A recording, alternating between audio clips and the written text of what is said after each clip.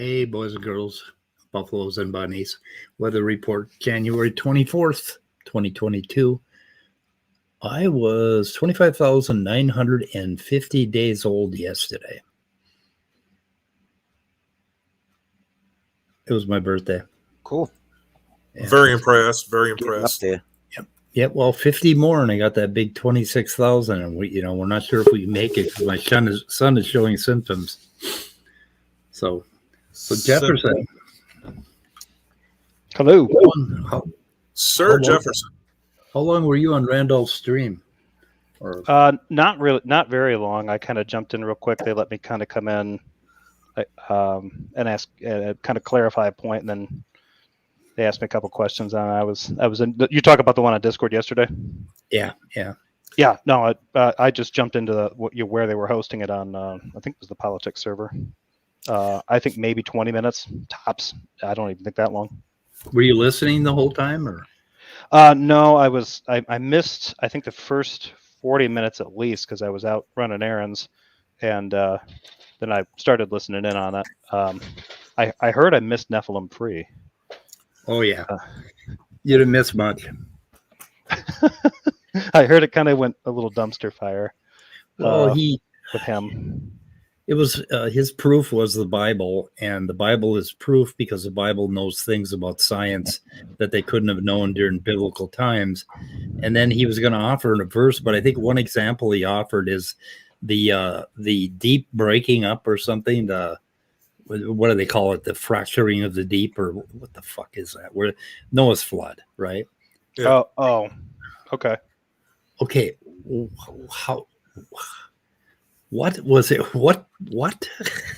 I think it's weird that he would mention that because that's usually pointed out to like a lot of biblical literalists that, if they try to push back against the idea, like if you're going to say that any account in Genesis is scientific, then you'd have to actually ask why, because it actually talks about it's not just the rain that floods the earth, it's the well springs from below, and that is an ancient Near Eastern concept that the world is in this kind of pocket between these two liquid realms, the waters from above and the waters from below, and God's just allowing that stuff to permeate through and then fill the realm that we live in. So everything that you see described there matches that. That's not scientific. Yeah, he claims that's proof because now science has been able to prove that apparently. What? I don't know. The waters from below, or the water. I think that might be what he's talking about. If that is, that's completely goofy. Yeah, I second those goofy creationists. Yes. Crazy. Yeah, and then let's see. So then we had the Parasite guy on, who was trying to tell us about how parasites can control your mind, therefore God can. Or something. Before we get into those details, may I say how disappointed I am in the skeptical and scientifically orientated communities all around YouTube that nobody brought up the idea that if you cook your food at like 160 degrees for some number of minutes, your beef is going to be parasite free. All the parasites will be dead. It's a little different for chicken. It's a little different for pork. But, there's that idea. If you cook your food properly, you don't have to worry about parasites, but nobody mentioned that. Yeah, well, this guy said that people get parasites because of religion. And when asked to explain that, his rationale was that a lot of religions let you eat meat. Therefore, those religions cause parasites that control your mind. And I don't know. It was just way out of left field, right field. You'd have to invent words for fields that guy was out of. Right. So apparently, I was wrong about this mind-controlling parasite. They think that it can cause schizophrenia, or Well, apparently. I mean, you can get. I know it's not to the same extent that it happens in ants. Ants have that kind of like when they get zombified by cordyceps. Yep. I think there's a strain of that can kind of, it doesn't really turn humans into zombies, but it can affect, it can really debilitate the brain. But you usually have to have like underlying conditions in order for it to kind of set up shop and start growing. Yeah. The body's usually pretty acidic, so it's not always that easy for fungus to grow What's the inside it. deadly parasite in fresh water that people get? Isn't that the one that goes to your brain and like kills Yeah, I you? think that's toxoplasma or whatever. Yeah. Which one is that? Well, there's another one. It's an amoeba, and it installs itself in your brain, and it starts, as they put it, munching on juicy brain matter, which would be a problem. Devouring brain cells as it goes. That would be a problem. There was a woman that got that. It was kind of a weird case because she sort of had like a, I don't know if anybody ever watched the show House, but it was kind of like that, like, kind of medical mystery thing. Long story short, she was having all the history of seizures all of a sudden. She wasn't that old. I think she was late 30s, early 40s. Come to find out, she'd been on a cruise, and the cruise had stopped in, I think, the Yucatan in Mexico. And while they were on a day outing, she had a street vendor taco with pork in it, and then and what they found in her brain is consistent with certain parasites that can be in pork. And in that part of the world, every once in a while, outbreaks aren't that common, but that's what she had, and they missed it for long enough that it grew, and I think it actually did some permanent brain damage. So, I think in a world as technically advanced as ours, especially like in the United States and all the Western countries, why doesn't the insurance companies, why don't they swing for one big brain scan every year? And that way we'll know if something gets in our brain or something's eating in our brain, and we don't have to wait and find out about it. Right. Yeah. Yeah. Just one big brain scan every year. It's interesting that we talk about this.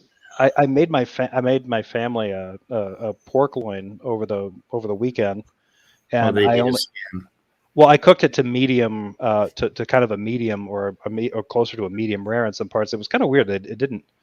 There's something wrong with that oven because I was cooking over at my folks' place, and so I get it done and I cut into it and I check the temperature on it. And I'm like, yeah, the temperature's fine. It hit like 152. A lot of people think that with pork, at minimum 160 or they won't touch it. It's got to be. It's either shoe leather tough or you cook it until it falls apart. Right. This one was it was a lean pork loin, so I cooked it, kind of like you do with like a pork, or not beef. Yeah. And so it was a little pink on the inside. Freaked them right out. I'm like, this is safe. 140, 145 and up is safe for pork. And yeah, they were all kind of like looking at me and looking at the plate. And I'm like, it's good. Trust me. Like they ended up putting it back in the oven and they cooked it until it was about 195 in the center. It was like, it was just a giant shoe at that point. And I'm like, okay, well, it still tasted good, but it was dry as a bone. I like my pork pink. I don't know. I like it. This one was actually a little bit more pink than even I was kind of surprised. I'm like, I'm not sure that's like over 150. Like it was very, like it turned out really, really well. Like I don't think I've ever cooked a pork loin that ever came out with that much, juiciness still inside. Usually pork, especially really lean pork, it just wants to get hard and rubbery. Yeah. So yeah, these were good. And I haven't really been eating that much meat. So like, that was the first time I'd had meat in like a week and a half. So it was kind of a rare treat for me. So a farmer told me a few years back that they're actually breeding pigs, so they have less and less fat in their meat, and that's why pork sucks so bad. And if you remember pork, if you're older and you remember pork chops when you were a kid, they were fucking juicy and great, and they were just laced with fat, right? But they've actually bred that out of pigs now. So now the pig meat, so pork is like fucking drier than a bone. I hate it. I think that explains a lot too, because with the, I think the cuts that you'd get over like in the UK, I watched a video. Gordon Ramsay was doing a big pork loin thing, and the cut that he had this huge slab of fat that he got off, and he made crackling out of it. And I'm like, I've seen a layer of fat on some larger pork. Either shoulder roast or something like that, the butt roast that you can pick up, and nowhere near as fatty as this thing was. I'm like, how do I get that big velvety blanket of fat like that? Like, you have to go to England or Asia. You're not going to get. Yeah, there's less fat now, and the meat packing plants cut all the rest of the fat off. So Yeah, you can't even get your butcher to do it for you anymore because they get them and they're just scun, they're lean. Yeah. So That's we used been to that render was the. Oh wow, yeah. and my grandma made soap out of it. Now holy shit, she made it with lye, right? Yep. Yeah, And like so. yeah, and we'd take a bath, and it took us 2 weeks to grow our skin back. But we Fresh were new clean. layer of skin every 2 weeks. Yeah, That it was brings great. new meaning to the term exfoliation. But Yes, yeah, we got exfoliated. Grandma Gotta was a get 'em. little. She hated germs, and she thought kids were just like dripping with germs. Well, So, she's not too wrong. She's Yeah. not. yeah, well, yeah, but there's. I think her formula for soap needed a little tweaking, though. It's not supposed to do that. yeah, well, you're supposed to go lighter on the lye, I think. Yeah, the pH might have been a little bit off. A little bit high, yeah. Gosh, they made candles out of fat and everything. I mean, it's just Yeah. fat used to be quite a commodity. Yeah, so the expression "grandma will skin you if you do that" was literal in my household. Mhm. It was just a chemical process. Yeah. I was Nestle was saying something about the Japanese, so let's hear what. Did the opposite for cows. Over half fat, given the marble pattern of Wagyu. Oh, nice. That's why I Yeah. like that. God, I had that. Japanese. a couple months Yeah, back. they made. Yeah, we got a whole thing on that. I can't remember which time it was when I was in Japan over there for school, and because where I was, they have the other kind. Like everybody talks about Kobe beef, which is a kind of Wagyu beef. Where I was, they had Omi beef, which is lesser known.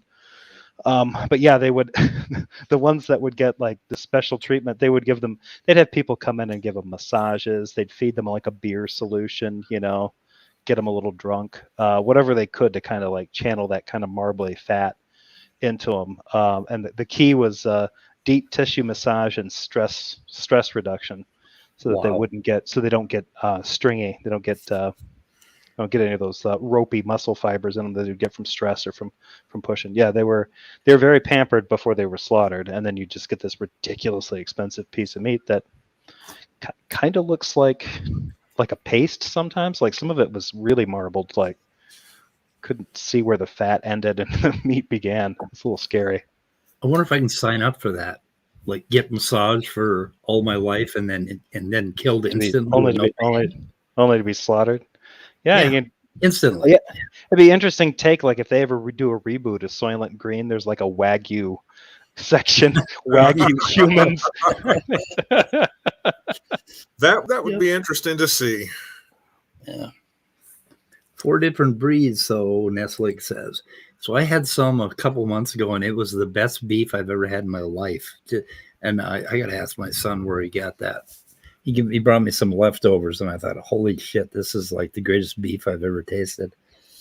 Pretty good. Yeah, it's really okay. It kind of tastes. I mean, for anybody older, it tastes kind of old school. Because even now, I mean, beef you can't really like cheat on the fat and stuff. But there's certain ones I guess you can. But the first thing I think it was it wasn't. They didn't make like a big deal out of it. It was the tongue, and I had never had cow tongue in my life. I'd seen them before in like grocery stores. I grew up in the country, so some people really liked it. I always thought it was kind of weird.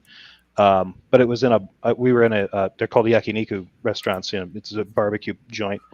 And one little plate they brought out was the really thinly sliced cuts. And I was like, what is this? And they're like, it's the tongue. And they fried that up in a little bit of sesame oil and then soy sauce. And then you just like pull that up with a fried chunk of garlic and eat it, and it was fantastic. Wow. Speed, where do you shop? You shop at what, the Costco's or Sam's? Which one do you usually go to? Me? Yeah. Both. Sam's has the best meat. Yeah, don't they sell that? Yeah, they Wagyu have meat there? Oh no, not. I haven't seen it at Sam's. I've Maybe at seen it Costco. advertised like You can, Costco. I don't go to Sam's very often. I don't have a membership, but Costco will send me emails saying, like, hey, buy this slab of Wagyu beef for $899 or something like that. I'm like, Oh yeah. not spending that. Like I I like beef, but I'm not spending that kind of money on Nope. that. That's ridiculous. But yeah, they have it, but I think you have to special order it. I've never seen it in. I don't In think the I've ever seen store, Wagyu yeah. beef in the store. I've there. never tried to buy it, but I've seen it advertised though. Yeah. On those stores. You think Sam's is better than Costco, Speed? I think the meat is, yeah. At least locally here, I'm not sure if they get it from different suppliers, but I've heard they do. compared to regular grocery store chains, Sam's Club has just far superior beef. It's really okay. good. Yeah, And Costco's a little bit less, but not quite as good as Sam's for some reason. I like their. It's weird because a lot of their pork is really on the lean side, but all the pork. Whenever I've bought any pork from them, it's always been really good. But it's actually kind of interesting. A lot of people don't realize that only those buying clubs are the only ones that are allowed to buy USDA choice. So you can get USDA whatever, that they'll put the little seal on it, but most grocery store chains aren't allowed to get that. But buyers clubs like Sam's, BJ's, and Costco, they can get that. So a lot of times that's why it's a little bit better quality. I will say Costco, they have those mega packs of chicken, either breasts or thighs, or their chicken is a little bit questionable. Yeah. I've had some weird chicken from them. I used to go to a place that was called Restaurant Depot. It was a place that only served restaurants. So you had to own a restaurant to get in the place. Oh yeah. And I used to go there because my wife was working for a company that had an account there. So we used to be able to use the account, and you could go in and buy. We used to go in and buy the big, huge ribeye. Like a big slab of meat, and I'd cut it up into. I'd get like 15 ribeye steaks out of it, and it was like almost wholesale pretty much. It was a lot cheaper. Like you couldn't even come close to the price in any either Sam's Club or any grocery store. It was a lot cheaper, but it was set up like a Sam's Club. You had to go in and you had to buy large quantities. Yeah. So, I've been kind of doing that. Like you can. I haven't ordered from them yet. I've been wanting to try it. It's hard to figure out like quantity sizes, but Websterant.com. Yeah. It's basic. I think it's the biggest online restaurant supply thing that you can go to, but they have a pretty decent selection. There's certain things that you can get from restaurant supply stores as far as like kitchen supplies that I just prefer over like what you would get at the store. This is a great place. I used to love going there. The meat was out of this world. It was really good. Man, I hope we don't lose our YouTube status or whatever. Look at that slab of meat there. Yeah, that's from Sam's Club. My gosh. They have those Texas, with the Texas Longhorn handle. Aren't those called tomahawk steaks? Yep. I'm not sure. Yeah, that's what they call them. Yeah, tomahawk. At Sam's Club, they call them that. Well, I think just the cut is the name of that. Yeah, that's yeah. The name of that. I don't know if that's more of a nickname or an official designation, but I've heard them called a tom. But they're usually, they're huge. Yeah, and they're about 3 inches thick, or 2 inches thick anyway. Yeah, they're really something. About $50 a piece, right? Well, shit, I haven't checked them recently. I can't even walk by the meat counter without going broke. It's just like, yeah. I was surprised. That was what I was doing when I missed part of that broadcast. I was in a Costco picking up stuff, and I was surprised that the prices weren't, for some meat, it wasn't that bad. I noticed that some cuts of beef, it was really expensive, but like pork wasn't any higher. Chicken was a little weird. It depended on what it was. How are you allergic to steak? No, if they're allergic to red meat, that's a crazy allergy. That is bad. Like if they eat red meat, they can slip into, like if they eat enough of it. I think it's a tyrosine, not deficiency. It's like an allergy. Yeah, they can slip into a coma. No wonder Germania sucks so bad. Well, when you're allergic to poison ivy or poison sumac or something like that, it's an amino acid, right? I think it is. Yeah. So that's what's wrong. And even the venom of snakes and stuff is essentially amino acids as well, right? Wait a minute. If you're allergic to an amino acid, you couldn't eat anything. No, but it's not really an allergy. He could have an allergic reaction to something in the meat, But I mean, there are people that I had a classmate who had that.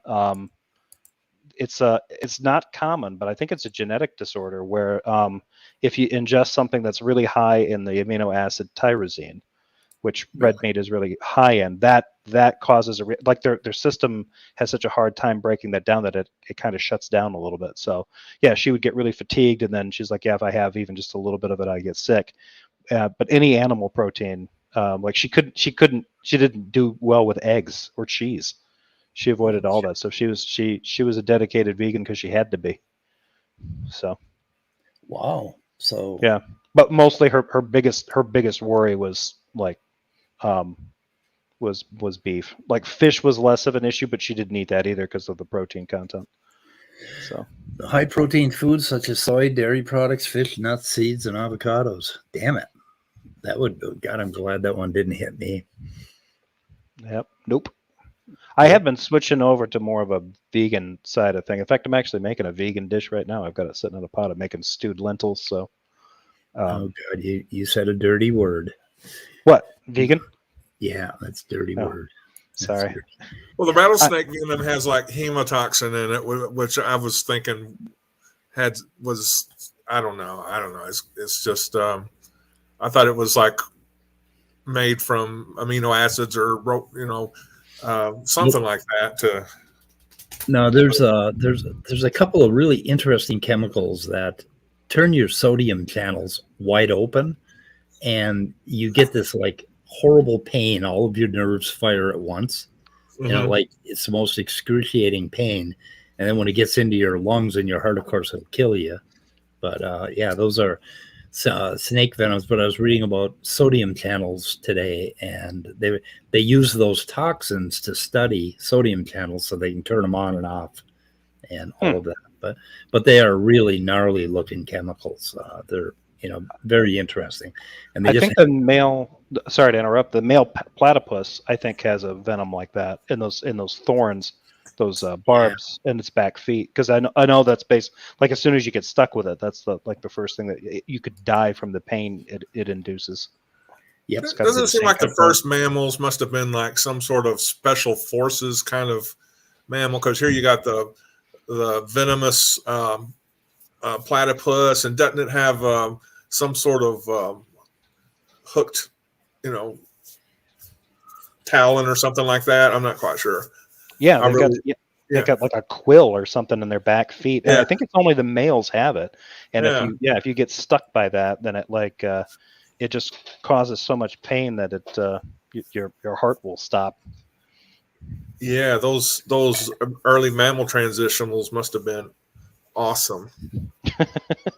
Why is it that Australia is loaded with they have poisonous rodents? I don't know. I mean, why is that continent loaded with there's humans here, make poison.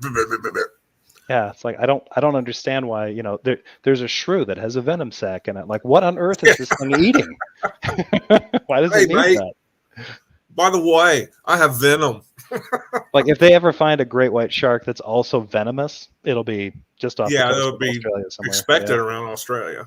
Yeah. But so did we ever cover that deal where they did some sort of imaging tests on people as well as somehow or another on other different animals, and like we can pick out of a staticky, unfocused kind of image snake figures before we can pick out other figures that might be dangerous to us.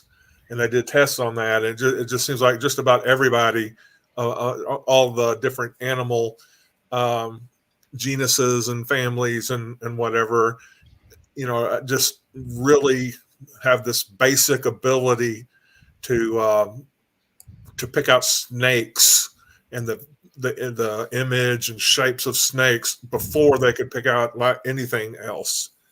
Yeah, and, where did I see that just recently? Yeah, and that the snakes co-evolved like the venom along with our ability to see and attack it. Yeah. Oh, let's see. Damn. I'm trying to rotate a molecule. You know what you do? You put them up, you rotate them, you get them back out on the road. Yeah. Okay, back to Randolph's stream, that guy with the parasites. So I'm trying to figure out what he was. So number one, he was trying to make a statement about religions that allow you to eat meat, that he thought religion should prohibit meat. But another thing, he was trying to make some kind of argument about if parasites can control you, then God can. Wasn't that the way that went? Did anyone listen to his whole? Why don't we listen to the start of his thing and see if he actually said it, and we just got, and just the conversation got derailed. That does sound familiar. I think I might have listened to that. And I think you're right, Speed. I think that's what he was saying. He was trying to make some kind of an argument like that. And yeah. Let's see here. Start cam. There's nothing to look at here, so nothing to see here, folks. Nothing to see. Okay, it was a nice crowd that turned out for it. Yeah. He thinks he has a coherent argument for God, so let's hear it out. Hello, Socrates' son. Welcome. Whoa. Hello, sir. Nice to meeting you. Yes.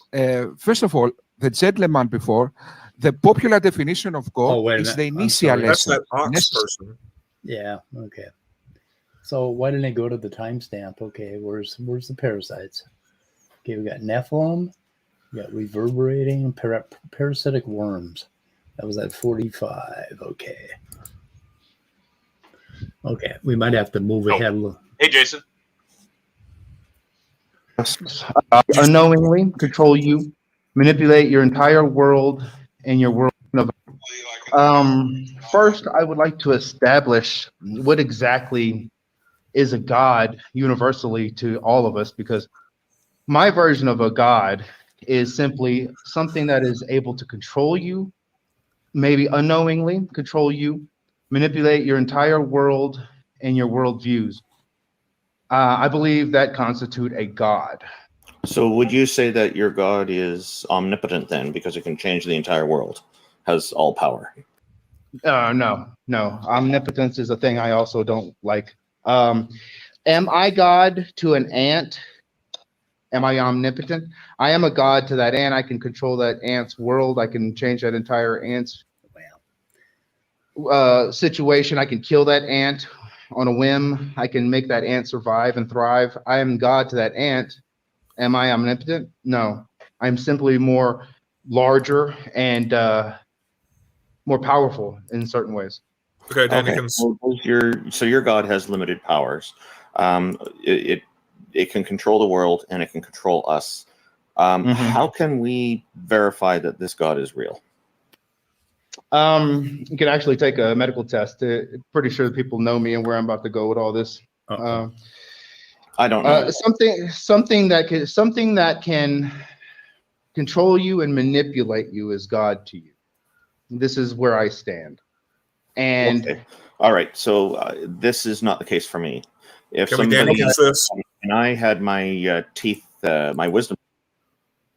I was just gonna think, control you and what? My ex-wife. Control you, change your view of the world. Well, yeah, so that makes just about any kind of psychotropic medication God. Yeah. Seems like an inadequate definition of a God. Yeah. Does anybody know this guy? Apparently his idea, he implied that people have heard his idea before, so they know where he's going. Yeah, the exertion of power, either like this or just through, boom, I'm going to drop you into a lake of fire. That doesn't make a God a God. That makes some sort of entity a terrorist. Right. But, I know through standard definitions that the ability to control and ability to overpower, isn't kind of included in everybody's idea about God. But to me, it just makes an entity a terrorist, because it can overcome or nullify your particular agency and your particular ability to consent to things. Yeah, anyway, see where you go. I'm just saying it's an inadequate definition so far. It's pretty broad definition. So anything that can control anything else is a god of that thing. So I don't know. And it's like, you know, like my ex-wife still controls the hell out of me. So couldn't somebody come along and make kind of an argument that, well, if because humans have this tendency to be experience visual, we can demonstrate that we're prone to visual I don't want to say disturbances, but illusions, right? Yeah. It's pretty easy to and they're repeatable. We can replicate them. That because of that, then we can be deceived. So it's not God; it's a deceiver. Let's see where he goes. Teeth extracted. The anesthetist ended up having complete control over my conscious state. That felt like complete control over me. In a blink of an eye, I woke up and I had missed everything. I did not think of that anesthetist as God. So that characteristic of saying that somebody can have complete control of you is a God, I think fails in this example. Well, they didn't have really complete control of you. They're in a controlled environment themselves. You know, they have regulations and rules and other people watching them. So they're not in control of you completely as you are with an ant. If they didn't want to follow the regulations and they wanted to do something bad to me, they could have. And because I was under anesthetic, there would be nothing I could do to stop that. So I disagree with you there. Okay. So what I'm concerned about now that you know my level, at least something that can control you and control you and convert your world views and things like that. I present you with parasitic intestinal worms that 7 billion people have at this very moment. Which they get from religion, by the way. They actually control. Okay, did you catch that? So which they get intestinal worms, by the way. Yeah. 7 billion people have them. But isn't that the population of the entire world? I think we have 9 now, I think, but I'm not sure. So, we're so there's only eight, I think. Yeah. So there's 2 billion people that belong to a religion that don't eat meat, and the other 7 billion people are just fucked. So because they eat meat. Wait a minute. Okay. So I just want to. That's pretty weird now. If he's making a case that these 7 billion people are controlled by a god that is a parasite, and 2 billion people are controlled by a god that is some sort of Yahweh thing. You know, this is the premise for a great science fiction movie. I think so. Yeah. Or should I say a great B movie? Okay. So why isn't those 7 billion people all Christians then? That's his claim. Well, because get it. The parasite is Beelzebub or whatever the fuck his name is, and the other 2 billion, Beelzebub. What is it? I said Beelzebub. Beelzebub, yeah, Beelzebub, yeah. Beelzebub. So I think his argument was that if it's a religion that was pro meat eating, pro sacrificing animals and stuff like that, then that religion would be spreading parasites or something like that. I guess so. I don't know. Pretty weird. Okay, let's see where he goes. Control you with chemicals to the point where they can manipulate your worldview and convince you to do things that may be unhealthy for you and things like this. Virtually making them have their own personal god. Jason. Jason, Can you repeat that? I'm sorry, I only caught half of that. Can you repeat that, Jason? Please? Sorry, Jason, you mentioned that religion is giving everybody worms. Which religion is giving people worms? And then you can answer J.L. Warren's question. Any religion that allows you to eat any type of animal product. Okay, so this is a big failure because we eat animal products. People were eating animal products before there were even religions. I don't think so. How old do you think the species Okay, is? catch this now. I mean, if you're an evolutionist, you know, millions and millions, 400 million or something like that. But okay, 400 million years is what he's obviously up on he's all a little the way off. Yeah, he's up on all the latest evolutionary research. Yeah, but he's got a rounding error in there somewhere. Yeah, well, he's not. I don't know if he's a creationist or not. If he were a creationist, he'd know better than to say that out loud. But if you are believing in this worldview from the religious aspect, then we've had animal product. The whole issue with religion is trying to stop people from eating animals and other people. Okay, Jason, I got to ask you real quick, just for what did he say? The what of religion? I missed it. Okay, let's see if I can jockey it back.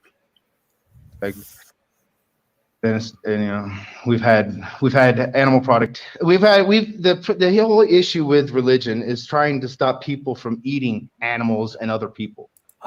The whole issue with religion is trying to stop people from eating animals and other people.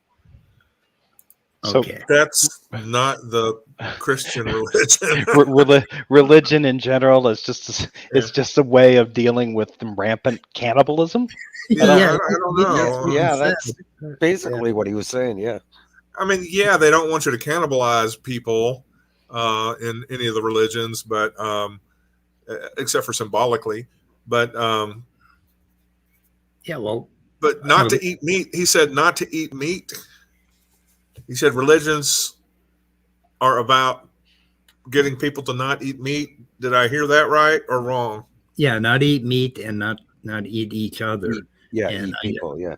Yeah, I can tell you that the whole state of Minnesota is all about not eating each other. I mean, that's one of our principles here in Minnesota. I can't speak for Texas, but anyway, let's see what else he says. Okay, Jason, I got to ask you real quick, just from a biology standpoint.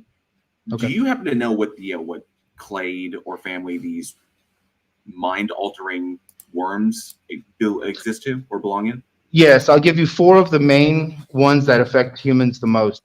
It is a tapeworm, whipworm, or threadworm, or pinworm, and hookworm. Okay, these are all intestinal parasites. Yes, correct? sir. They're attached to the intestinal wall, and they secrete chemicals such as non-coagulatives, which makes you anemic. They suck the blood that is the most nutrients rich first before your body gets it, which will make you iron deficient anemic. They also inject chemicals into your bloodstream directly. If you take a shot of Jack Daniels and you put it in they call it butt chugging. We all know about this. What? It goes instantly into your bloodstream. It has no filters. With these chemicals, that thousands of these parasites are injecting it. What chugging? What? Okay, so I've never done this, but I hate it when somebody tries to use something like that as an analogy. So it's boofing, or at least that's what it was called when Kavanaugh, one of our newer Supreme Court justices, called Supreme Court justice. So one of them, you can take things like tampons and soak them in vodka, and then stick them up your anus, and then your body will absorb what he's trying to say, the reason that's so so fast acting, and it's pure. It's not that the alcohol is any more pure that way. It's that you don't have any amylase in your ass. Amylase and pepsin and things like that start to break down the alcohol, and that's because that's the direction everything goes. That's just sort of your body's first line of defense. If you stick it up the digestive tract the wrong way, it doesn't have any of those enzymes to start breaking that down. So the alcohol has a straight shot into the bloodstream. Do you remember the episode of Shameless where William H. Macy was taking beer enemas because he couldn't drink? I guess he couldn't drink alcohol. And he was he was in the midst of some kind of liver failure, wasn't he? Because he ends up pounding his way into a replacement. Yeah. Yep. And then he ran out of beer, and all he had was some whiskey, and he just kind of grimaced and said, "Okay, let's go for it." He fucking did. It's like, oh no. Oh shit! I thought I was hardcore. I guess I'm kind of a. Yeah, no. I'm just no. Did you ever watch that show and be like, man, I never took it that far? Yeah, I never took it that far. Yeah. Yep. Yeah, my kids keep telling me they won't watch it because he reminds them of me when I was drinking. And I'm like, I wasn't that bad, was I? And they're like, yep. It's like, wow. Nope. Fuck. Yeah, anyway. I thought it was hilarious, but And even if you were, you didn't boof. So no, I'm going to point that out to him. Like, God damn, that's a good argument for them. Yeah, I never want to boof. Okay. At all times, go directly into your bloodstream, into your brain, and alter your actions. Okay, so it is. You're saying that these parasitic worms are evidence of your God somehow. Yes. And you're saying that religion controlling you through these parasites and making a religious situation, whether it be spiritual or Okay, pause it here, Daniken, and foreskin, so this, whatever. There it is. He said demonic. Did you hear that? What's this? Yeah, what was that sin? Can we roll back a few seconds and have it repeated? He said whether it be spiritual or it be demonic. So the people that don't eat meat and let God control their mind, they're spiritual, but the other 7 billion are demonically controlled by parasites. So I think he's going to make the case that these parasites are demonic, right? Demonic parasites. I don't know what in our meat-eating butts or intestines. So okay, so you were going to say controlling us. I'm liking this theory. Okay, this is good. This is good. Yeah, I'm just trying to get the thesis statement down here. Yeah. Okay. Well, let's see what else happens next. What religion is it that is causing us to have worms? Like I said, any religion that allows you to eat any type of animal product. Okay, Whether well, it be different milk, religions. cheese, So different pig, different religions compete they compete with each other. You're going to have to be more specific, because the problem with these different religions is that they are contradictory. This does not help to convince me that a god or a goddess is real. I beg to differ, though. All the religions sound exactly the same. Well, Jason, they all have the same narrative, which is do like this or else you go to hell. And one of those things that you have to do is participate in an animal sacrifice. Okay, so the problem with your argument, the problem with your argument is that you're making a claim of a consistent perspective from all religions, and that is not the case. There are many religions that do not have the concept of hell. So I would say that the ones that have animal product consumption in it. So I would say that you have failed to prove your case. And again, animal meat consumption occurred before religions. How do you figure that? Okay. Language, dude. So language is a fairly recent event in history. There are going to be pre-linguistic or non-linguistic humans. So if you're going to attribute a religion to these non-linguistic humans, it's going to be hard to explain like how they would practice that religion and so on. Now, in fact, I can give you an example of a part of the human race that is living on our planet today, who have never had religion and don't even have terms in their language for gods, goddesses, deities of any sort, or any religious terms. It is the Paraha tribe. The Paraha tribe in the Amazon rainforest. And if anybody wants to look that up, just type in Paraha into Google and you will see it. They are fascinating. If you ever want to see somebody really flip out, that's not the greatest example of the world to follow it. That would qualify as animal meat, because humans are a type of animal. Yeah, so Jason, those people would often get sick as shit and have like the equivalent of mad cow disease in humans. So that's not a great example. And they also have shortest life expectancy. Okay, Danikins haven't invented anything. Okay, here's where he's changing the topic, moving the goalpost, because he's supposedly trying to show that God sends worms. Once again, I'm a little fuzzy on the thesis statement here, but now he's going to say, well, no, that's not a good way to live your life, because if you eat people, well, no, we're not talking about what's healthy or what's, virtuous for you living your life. We're talking about what's a God, And I just want to, I kind of want to, so he's saying that religion religion is what's imparting these parasites onto people. But he believes in God, right? Is he one of these guys that he believes in the God that transcends all these religions? All these religions are just conspiracies? He sounds like some sort of offshoot of like a Seventh-day Adventist background, where really focus in on the dietary stuff, and worms are kind of an offshoot of that. But he's saying like any animal products, and Seventh-day Adventists will. They're vegetarian, but they will eat like butter, cheese, milk. Right, right. It's weird. I don't get quite what he's saying about the parasites and God, unless he's saying God controls you like a parasite controls you by changing your chemistry. I guess so.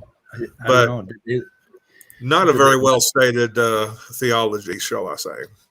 Well, it's a really interesting one. He's something new. He's a new species that we've seen before. He sounds saner than Nephilim Free. Oh, we lost David. What happened to David? Uh-oh. Oh, all that talk about butt chugging. And he got mad at Ox. No. Either mad or he said, "Hey, I haven't done that in a while." Oh. It's fun to learn. Don't do it, Dave. The chafing. Okay. Let's go. It doesn't matter if it's a great example. It is a valid example. That's what Vesta gets for coming in late. It's blowing her mind. Okay, well, I'll give you this. I find it from a biological perspective. Yes, these types of parasites which do occur in humans. I looked up the numbers from the CDC. The numbers of about 7 billion people on the planet being infected. It's a bit exaggerated from numbers calculated by the CDC, but that's neither here nor there. I'm just simply saying that numbers don't really, the research I've seen doesn't really suss that out. Doesn't really, agree with you. But I'm very curious, and I like the idea. It's interesting because cults, cults often use vegetarianism and veganism as a means to make people more susceptible to suggestion, suggestible to certain ideas, because a lack of protein in the diet can result, especially a lack of protein in a diet, especially when you couple it with extremely rigid routines and indoctrination and lack of sleep. When people are constantly going all the time, you can tire people out. You can deprive them of protein. This actually has a physiological response of making you more susceptible to ideology. So it's a very you could actually say it's a very limited form, a very Can I address that? brainwash. Can you pause it for a second? I find it interesting that the I don't know if you guys stuff, I don't know if you guys are still doing the foreskin thing, but hang on a second. Okay, yeah, we're doing the foreskin thing. Foreskin or Dannykins. If Danny's here, it offends him to hear the word foreskin, so we adopted Dannykins. But okay. I just thought I'm pretty sure he was the one. Like, it's this Jason guy. He's the one making the noises in response to what J.L. Warren is kind of laying out for him. Like, he's making the scoffing, snorting noises. Is that him? I think so. I think that's him. I think that's kind of because he seems to be kind of like, J.L. Warren's talking about like cults doing this kind of stuff and feeding people a vegan diet, like and then depriving them of sleep in order to make them suggest. He seems like, oh, that's just crazy talk. Okay, but demonic parasites can control your brains. Therefore, God is sane. Or yep. If you're Christian, spiritual parasites. Oh yeah. I guess I missed. So, if you eat bad meat, you get a parasite in your soul. I guess he was saying that if you eat meat, you get parasites. None of this. He never once mentioned bad meat. So he's trying to tell everybody that eating meat will give you parasites. Period. Okay. So he's made the case for the parasites, which are demons, but I'm trying to see him make the case for how God controls your brain and how God is a parasite. So is that next? I think they give up on him pretty quick here, but let's see what he has to say. Nutrients from the body, putting people into which can result in people being in a susceptible state and being prone to ideologies. That's interesting. I think it's just correlation there. I don't think it's causation. But I'm an atheist. I've been an atheist for over 20 years. And I still consume it. Yes, and I consume animal products. And I have to have because of my lifestyle, because of the work that I do, I have to get 6-month checkups every year. So every 6 months, I get a full body checkup because of my genetics. It's because arterial ventricular sclerosis runs in my family genetically. So I'm every 6 months I have to go and meet with my cardiologist, get my blood taken, and I've never had these parasites. Have you ever exhibited any symptoms of having them? So yeah, they are parasites. They are very good at hiding and not letting you know that they are there. The only times you'll experience symptoms is the first time you get infected with these, a new fresh batch. You'll feel flu-like symptoms. It could be as severe as a 24-hour bug to like actually a two-week long stint. Yeah, but when you get these parasites, you don't just get over them. They grow. No. You can you get the first initial infection, flu-like symptoms, and then they stay inside of you for up to 30 years. Okay, well, I've never had them, and I've never had them. They've never been in my excrement, and I've never had any symptoms. They're microscopic. A lot of times they're microscopic, depending on I looked at the worms themselves. All of them get up. Tapeworms can get up to like 18 feet. Yeah, but the eggs. We're speaking about the eggs. The eggs. But the eggs come out of you, but the worms themselves stay in you. Yes, and they get larger. Well, you wouldn't see them in your stool. But you would get the symptoms of having the worms in you. You don't get the symptoms. The symptoms are like just everybody is around you. You feel like fucking tired. Everybody feels tired. Anemia is not just feeling tired. Anemia. Yeah, like all of the South in the United States has they're anemic from I lived in Texas. Pinworms. I lived in Texas. Yeah, for 30 they years. have pinworms because it's tropic. Can I speak Jason, for a second, please? I lived in Texas for 30 years. Okay. I've never had pinworms. I've never had hookworms. I've never had roundworms, and I've never had a tapeworm. So, and I've and how like do I said, you know? For the past How do you know? Because I get physical checkups every 6 months. Yeah, physical checkup doesn't include a parasitic worm infection. It includes a full. Did you take a piece of tape and stick it onto your asshole all night? And then take that into the doctor. It includes full. Unless you've done that and you have been not tested for that. Jason, what I want to ask you: am I an? Okay. So he's not aware that I think one of the first things to do, other than like if there are no physical signs, one of the things that they do check is your blood work to see. I don't know I can't remember the name of the test that they do, but for certain parasites, they can run a blood test. And you'd be having an immune response, and they would be able to catch that in your blood. Well, one of symptoms, right? Before I've heard it's not common, but it does occur in certain people. But tapeworms will crawl out of them. They emerge like if they're in a bathtub or something like that. Oh yeah, there's plenty of stories on the internet about that. Yeah, but I don't know. I don't know. Like the people trying to say that one emerged from their navel or something like that. I don't entirely buy that. But I don't either. Generally with a parasite infection, you're going to have symptoms. Like this guy seems to be saying, like, oh yeah, you have symptoms, but then they go away, and then it's like, okay, so you achieve this like perfect homeostasis with these things, except for the fact that they make you, they control you, and to do what? Like he's basically saying that everybody has these parasites. The side effects are either so benign that you wouldn't notice them from anything other than you just feeling sleepy, or the claim is that they just achieve a perfect symbiotic relationship with you, where your body doesn't fight them off, and yet they're doing something to your brain, as he said, to make you do things that you otherwise wouldn't do. I guess so. So do you think that guy was sitting there talking with scotch tape up his sphincter muscle? Probably. I mean, just to be on the safe side, sure. Yeah. I mean, I mean, constant vigilance is the. Yeah, but just remember, I don't know why nobody mentioned that. It's bullshit, because if you cook your food at the right temperature for the right amount of time, not overdoing it, as Jefferson mentioned earlier. You don't have to overdo it. Maybe in the background if you don't overdo it, but still right temperature, right amount of time, parasites are dead. Okay, I'm going to the doctor tomorrow actually for a checkup. So I'm going to bring in some Scotch tape and I'm going to just randomly put some lint on it. I'm going to tell the doctor, hey, I had this taped to my asshole all night. I'd like you to check it for parasites. Yeah.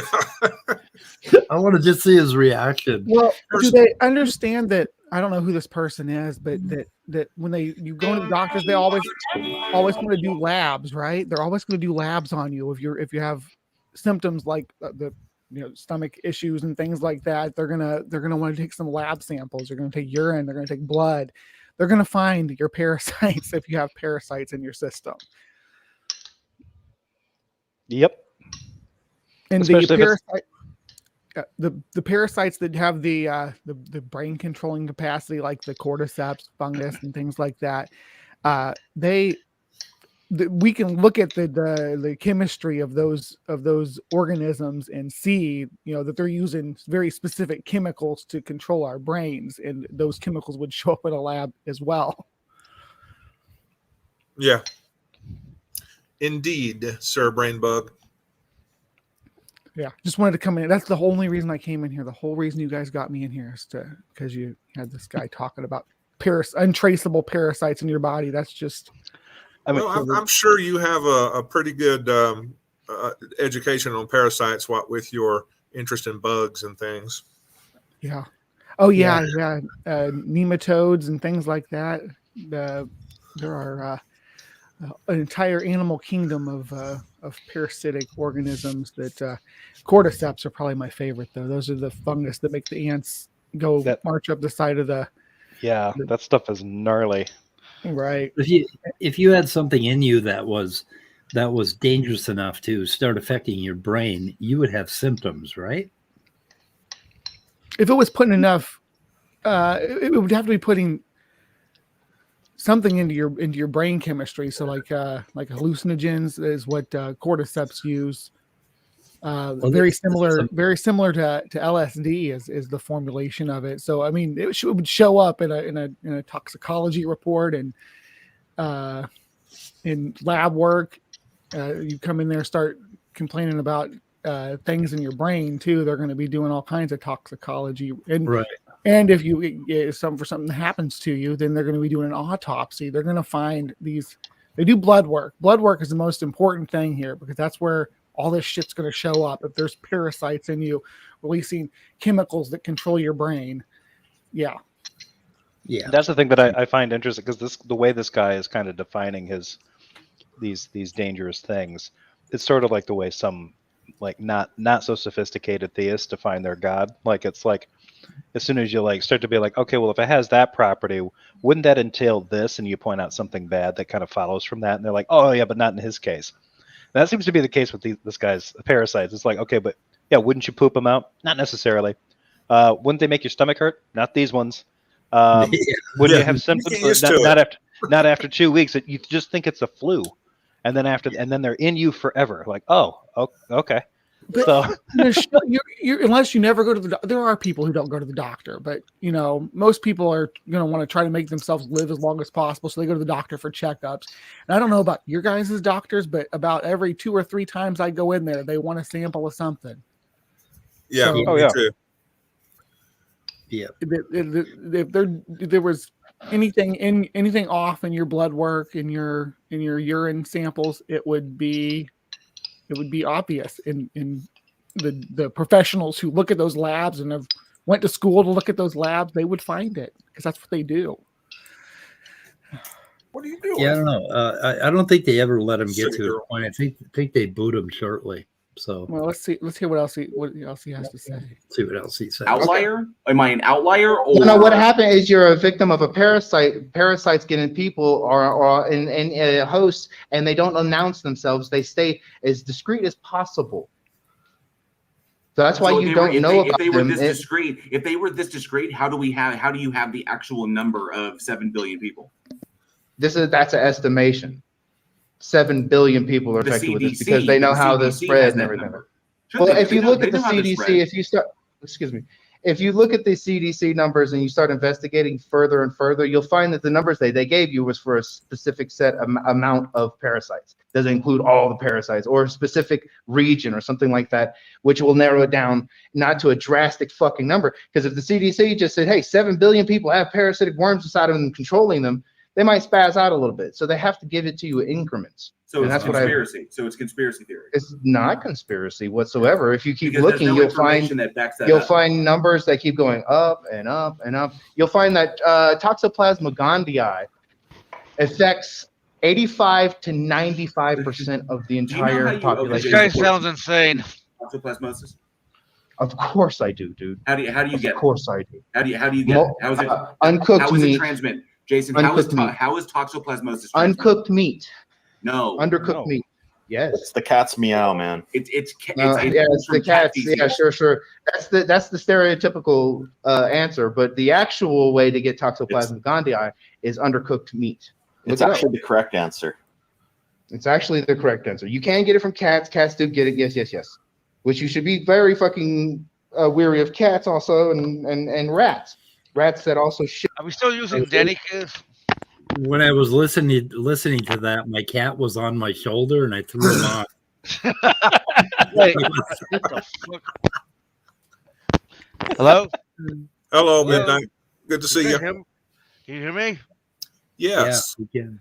Well, for some reason, the circle wasn't lighting up. That's why I didn't think you could hear me. But this guy sounds kind of insane. I don't even know. I'm just like, what's even going on? I feel like an old man. He doesn't sound as crazy as Nephilim, but yeah. Where does he get his statistics at, though? Is what I want to know. He said out of his ass. He said that's the answer. I think he's referring to like every human being has some parasites, right? Has parasites, and somehow we're talking about specifically Toxoplasma gondii, though, and I know humans are parasite, right? Or virus, actually, according to Agent Smith. And I know that particular organism is not that prevalent in humans. It's like something like, and not everybody has it. Even the portion of people who've had it don't continue to have it. But it's like less than 10% or something like that of at least in the U.S. I'm sure it's probably higher in some other countries, but the last statistic. I hear a dog. That's mine. I didn't name it after Gandhi. No, it's Gondii. Gandhi or whatever. I guess you say the name if it has two I's on the end. But then he's talking about worms, and so while worms can mean a lot of things, but I wonder if he's mixing up statistics where it talks about how much how much of your body is actually bacteria cells and not your own human cells and things like that. I wonder if he's conflating that to mean that you're being controlled by something else, because really you are. I mean, you're like to the whims of your gut flora, to the how your food breaks down and things like that. You have. I mean, yeah. When you really think about it, it's fucking crazy. Like your brain, your brain and mind controls your body, but it's like you have these little fucking assholes inside of you. They be like, nah, man, we got other plants, and just fuck everything up. Like I keep thinking about this, but as much control as we think we have over our own bodies. Well, you gotta think of yourself as more of a multicellular organism in a way. Yeah. So you think that guy gets his statistics from the tape that he has taped to his butthole? But there's numbers there, and that's the statistics. Well, I found an article. Okay, I was going to ask a question, but okay, go ahead, Speed. Go ahead. Okay. But I did find an article that's claiming that like 43% of the French have it, and about 1/3, 2 billion people have it. Nearly 1/3 of the 7.25 billion people on Earth, 60 million people in the United States have this, are chronically infected with the protozoan Toxoplasma gondii. Now that is scary. A working immune system can keep them in check. Yeah, shit. I am gonna tape that Scotch tape to my butt tonight. But no, you need to tape it to your cat's butt. Oh yeah. No, like brain bugs say you need to think of yourself as a multicellular organism, but does that mean you should also think yourself as a multi? Let's see, how do I frame multi? Like multi. Parasitic. No. I'm talking about in the mental landscape. You know what I mean? You think of yourself as a as a multicellular. Yeah, God start damn it, I can't think referring of to the yourself as words. we midnight. Start saying we think this and we think that. Yeah. Yeah. We like just because it's fucking crazy, right?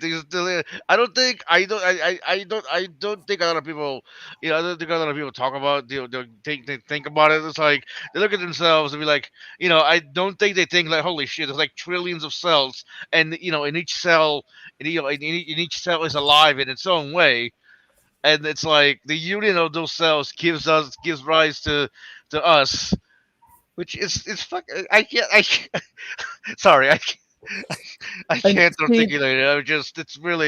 It's really awesome to me. Speed, How. it's Go ahead. 11% in the U.S. is what I was going to say. Yeah, it's 11%. Have been so I was wrong. It's over 10%, but not very much over 10% Not by in the much. U.S. If you find yourself at a local zoo and you feel like you want to jump into the cat display, the living habitat of some lions or a tiger, maybe a gorilla. Oh but my! They won't eat you. They won't eat you. Then maybe you have that toxoplasmosis gondii or whatever in your system. Actually, Is it that that makes your fear reaction go down to where you get closer to danger, closer to things that will eat you? Well, it does that to rats specifically because it'll make them like go back to cats. Yeah. Like they become. God damn. They didn't somebody. I think somebody tried to say like, well, like cat, like crazy cat people, the people that just keep hoarding cats and it can't really justify why they might have crazy cat lady. Crazy cat lady syndrome. Well, they might have the toxoplasmosis, and that's why they're Hey, casting Brainbug, how many cats do you have? I don't have any cats. Okay. Speed, how many cats do you have? I got two. If it's more than two, then you're fucked. No, I got two. I had three, but got old and died. So now I have two. But I see. Yeah, I'm concerned about my cats now. I think I'm gonna send them back. I was hoping to find a more interesting discussion about God than this guy, but I thought, oh my gosh, I love this. You're not having fun with this? I'm finding it very amusing. In fact, I think I hear the sound of tape dispensers going screech all over the YouTube internet right now. He's not wrong about the foodborne transmission, though. That's more right. Yeah, that's. But nobody said anything about cooking your food the right temperature for the right amount of time. Yeah. That'll take care of that. Right. Zootonic transmission is like a small portion of how many of people get it. But also, aren't there insects that might bite you and transmit parasites as well? Doesn't that? That's what Lyme disease. Zika. I mean, there is a parasite. There is a parasite that turns ants into zombies, and that somehow cordyceps. Yeah, I know. They actually based a game off that. With hey, wait, what if it infected humans? Which could it infect the humans though eventually? I mean, we have seen cases of viruses that only affect a specific species crossing species. I mean, generally those viruses were, they started in primates first, and then made the jump to humans, which I guess is not that big of a jump considering we're primates as well. Yeah. I don't think that humans are quite as susceptible to those kinds of fungal infections unless there's something done to kind of mitigate the inside of a human body is pretty acidic. Jefferson, you have so much fungus in you right now. So much fungus. No, but I mean, like for a fungal infection, to get like an invasive one, like a cordyceps one. I know. Right. I had a relative that actually developed a kind of rare fungal infection in his lungs out in Arizona, of all places, and they couldn't figure out how he got it. Well, it turns out he was on. He had it was a risk for esophageal cancer, so they had him on a lot of heartburn medication, basically to reduce the acidity in him. They think that contributed to him developing that infection, because they're like, normally this particular fungus, a normal immune system would fight this off, but in his case, he was exposed to it and it just latched on and just grew out of control. You don't think of fungal infections, you don't think of Arizona, right? Yeah, that's what was weird about it. It was like he was sick for over a year. They just kept going through different things, and they kept thinking it was viral, then bacterial, and then they were like, no, it's fungal and it's in his lungs, and they found it and treated it. But took them forever to diagnose. We may be missing a possible explanation for Trump supporters. Jesus Christ. You have to go there and make it political. Well, because I've talked to them. I mean, like perfectly normal, intelligent people next door who are Trump supporters, and I've talked to them, and like Trump would say some crazy fucking thing, and I would play it for them, and they'd say, yeah, I support him. I support him. And it's like, how can you support him after this? And then I play another one, and then they still support him. So maybe it was a fucking parasite. Just like the one that took the rats to go back to the cat. Yeah, it's just like. Yeah, exactly. I don't know. Who knows? Should we listen to the very ending? I want to see if he makes his point about. I gotta get out of here because I'm gonna be starting my thing at about 7. So.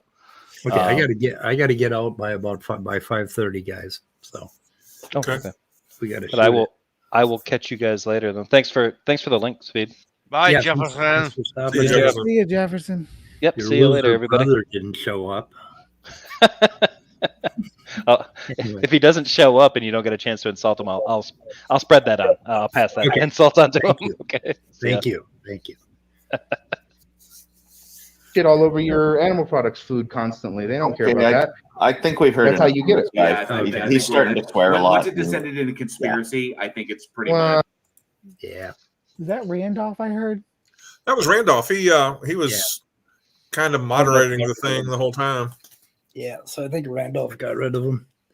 But I think Randolph did a great job there. He made his point. He didn't get fly off the handle or laugh hysterically like a hyena. I mean, that's your job. Great. That's my job. Well, I think the guy had more of an argument somewhere behind that. Something about. I wanted to hear the part where God controls your brain. So, I don't know. That was a part of it. I would like to talk to this person about the parasites. Who is it? What's he call himself? Jason something. Yeah, I don't know. I'd have to go back. You guys know I like going and talking to these people about I like the weird ones. Oh yeah, you like the exo stuff. Yes. But anyway, keep going, keep them talking. You go down quite a rabbit hole. Yeah. Anyway, that is linked in the description, that whole talk, and there were a whole bunch of theists, and Randolph or somebody took the time to break it into chapters. So it's actually you can go to each part. You can go to Mr. Batman. You want to hear Mr. Batman? Oh my God, no! I've heard Mr. Batman. He only has the one thing he says. Just that we all just don't want to believe that one. Well, it's for him. It's origins or bust, right? Where did time, space, and matter come from? Right. Oh, and then there was a guy named Ofu or something who was talking about was he talking about the right way to have slaves?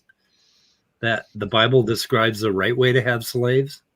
Was that? No, I wasn't aware of that. I'll have to.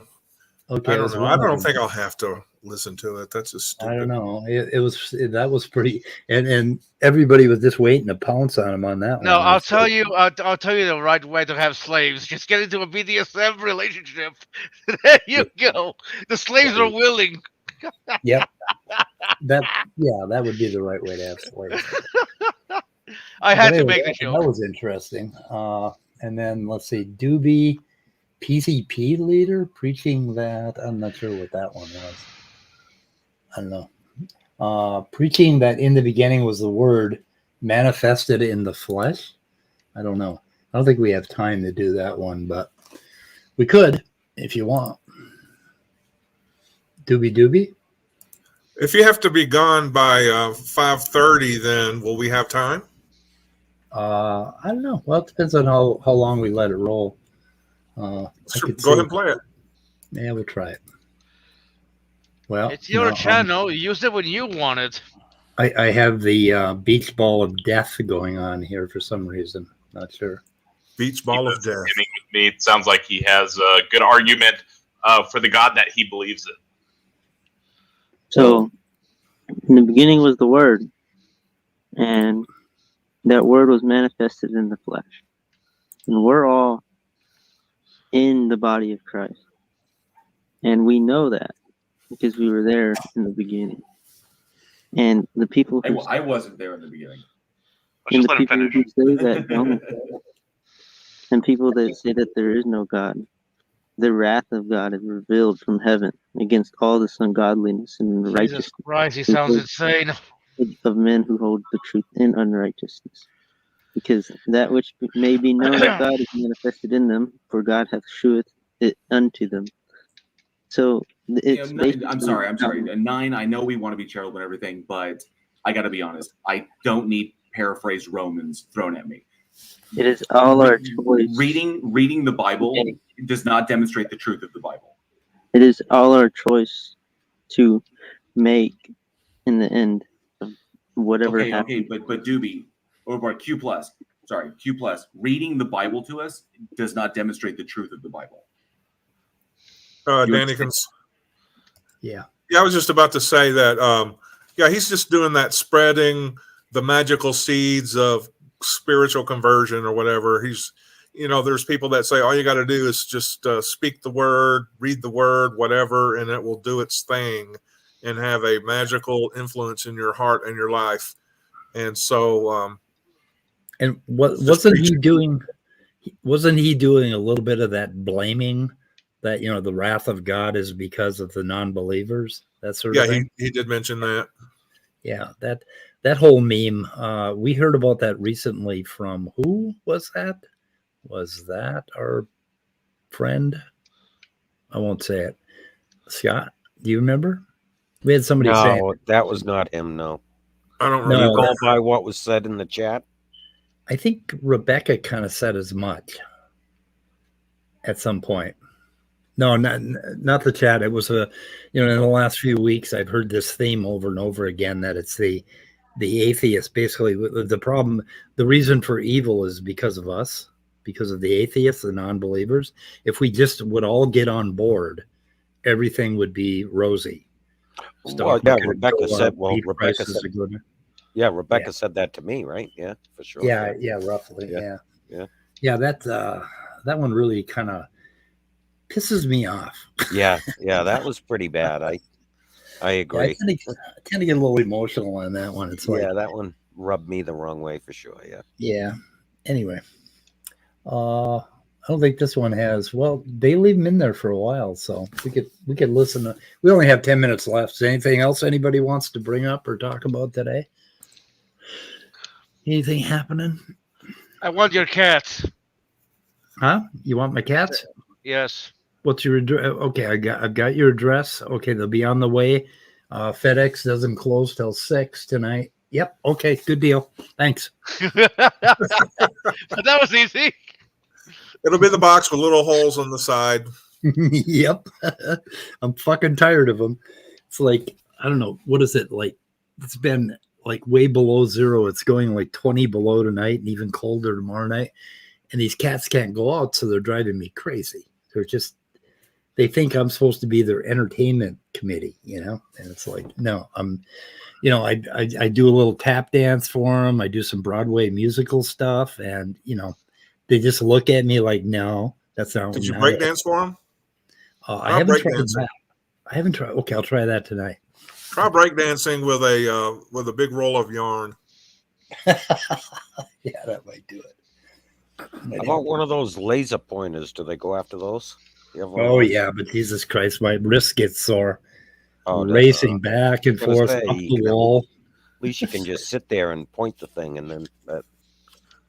Well, after a while, they just sit there and watch it, and I'm supposed to keep moving. It's like, come on, if you're not going to do tricks for me, fuck you, I'm not doing it anymore.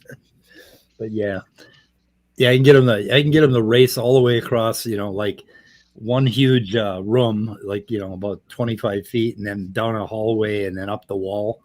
That is fun because they can like sometimes they can leap up about 4 feet up the wall. It's amazing. Trying to get the pointer. They get bored with it because he can't catch it. Right. I wish they'd invented a laser pointer that they could catch. How old are your cats? I think they got to be about 8 years. I got to check again. I don't know. They're getting there. And that really bothers me because, oh God, these cats are very much a part of my life, my family. I mean, I spend so much time with them. I don't know what I'm going to do if I outlive them. I don't know. Get another one. Yeah, shit. They have them at the pet store, We just had one. We lost one. I think last year she was 20. Yeah. 20 years old. And you could probably get one that almost looked exactly like the one you have too. Yeah, I know. Tuxedo kitties. So Eugene was 20 years old, and she would just beat the shit out of these other two cats. I mean, she'd just gnarl them up. It was amazing. They were so afraid of her. She was the queen of the house. She was here. But it was she amazing. Related to him? Huh? Was she related to him? No, not at all. No. We had a tuxedo, and his name was Death Star, and then Eugene, who my sponsor named before we knew the sex of the cats, so we called her Yui. And they were from the same litter, and we got them in like 2000. So I don't know. So my Thor mom had a cat. Young, then. Huh? Yeah. What's that? Thor and Loki are pretty young then. They're about 8. Oh, about 8 years old. Yeah. Yep. In the wild, that'd be an old age for a yeah domestic cat breed or species, but in captivity, they can live upwards of 20 years. I've heard of people having cats live 30 years. I think the record oldest cat is in his 30s. Yeah, I think my mom may have actually had a cat that set the record. It outlived her by 12 years because it just died a couple of years ago. Damn. And it's what the hell did she call it? Bozo or something?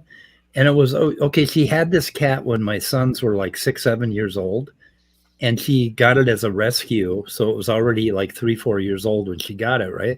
So it had to have been born in like 1982 or 3. And then a couple of years ago, Bozo, she called it, I think.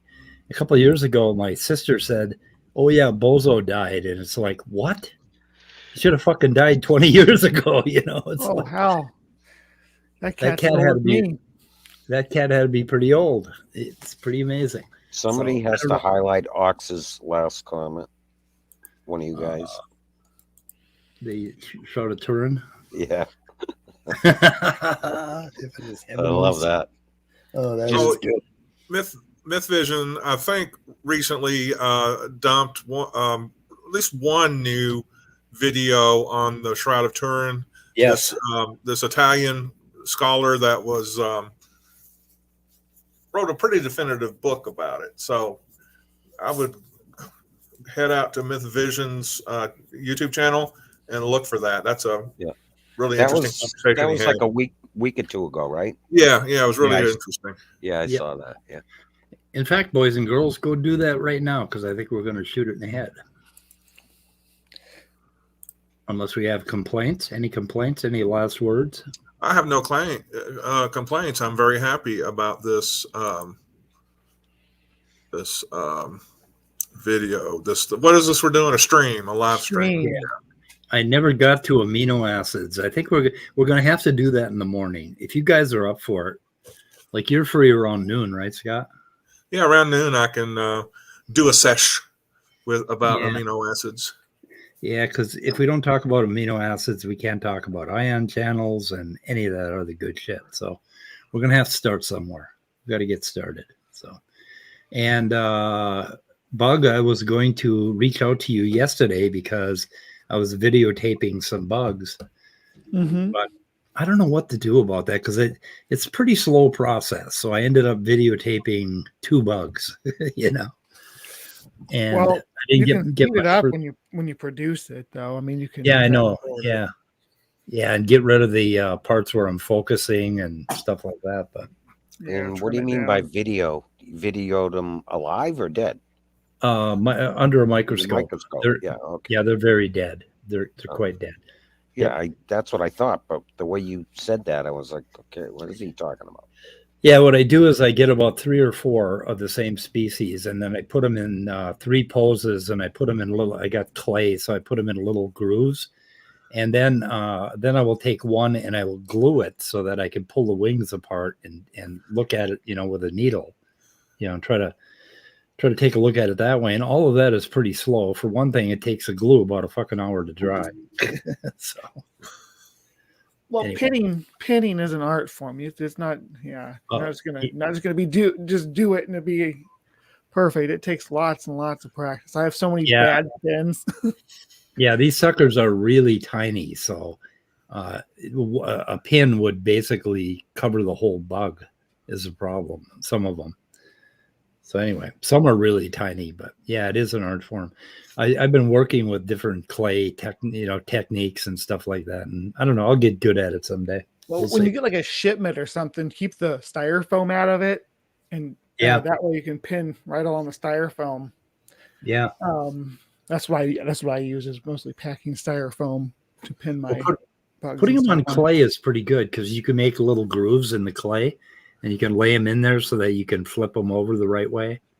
Yeah. Oh no, there's not disparaging using clay. That's whatever works best for you and what you're trying to do. I was just talking about pinning them in like poses and stuff. It's pretty delicate and intricate. Yep. But anyway, I gotta run out and get a COVID kit for my son. He's not feeling well, so why don't you order them from like Walgreens.com? No, fuck. We have ordered them, and I don't know. Yeah, they take a while, right? Like a week and a half to get them, man. Yeah, well, we had. As soon as we get some, somebody will call us and, oh, do you got an extra kit? And it's like, yeah, because you can't get them anywhere. But anyway, I know my ex has 4 for us, so I have to run pick them up right now. So we got to shoot her in the head. Okay. Yeah, I had to buy some from I don't know where the hell they came from. I think a friggin' daycare somewhere. Somebody was working somewhere, and I was able to buy 4 of them. I think drug dealers should start. They were $50 for 4 of them. Yeah, I think the Mexican cartels and the drug dealer network should get a hold of them and distribute them. And then come to find out, nobody accepts it. Like they won't. Like my niece, I had to do it. And then I still had to go to the doctor and have her tested anyways because the schools won't accept them. David P. Neff coming out swinging out there in the live chat. Pain in the ass. Is he slinging? What's he slinging? Oh, he's after Otangelo? Yes. Yeah. The Shroud of Turin is a fraud. Just straight up tells him it's a fraud, dude. Anyway, we're ending. Goodbye, cruel world. Okay. Goodbye, y'all.